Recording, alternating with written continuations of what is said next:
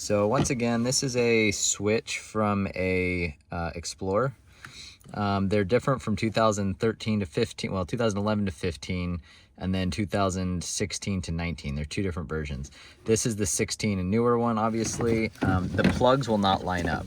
So if you have an 11 to a 15, you want to make sure you're getting one from 11 to 15. It's more of a square plug, where this one is more rectangular. So you want to have the right one. And here's the part number I'm using right there. And so pretty much the pinning for this is not set up right. If I hit the interior light button, nothing happens. But now if I switch to the fog light button, it turns on my interior lamps. So the pinning is wrong on the Interceptor plug for this Explorer harness. And so we have to flip them around a little bit. Pretty much we're gonna take this and we're gonna pop off this white cap.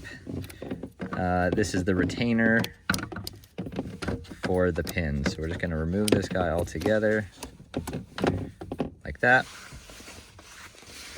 Now you need to get a depinning tool or something to go up in that little void up here and depress the little tabs that are holding these pins in. And what we're gonna do is relocate this second on the bottom row from your perspective. The second wire to the right is gray right there. We need to pin it to this second from the right empty hole that has nothing in it right there, right above that white wire. So we have to relocate it over there for that to work. I'm gonna go ahead and depin and then make sure that works. So now as you can see, that gray wire is on the top left. Technically it's 2 in, but like I said, the pins in the actual pins inside of this switch, there's not even pins that populate the 2 outside. So anyway, I have it switched over. Now if we look at our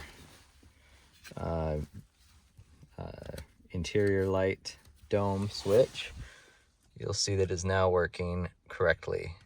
And now of course this switch does nothing. So we're going to have to pin that one we just removed it from, that third from the right on the bottom, in between the 2 purple wires. That is going to go to our PCM that will trigger the fog lights.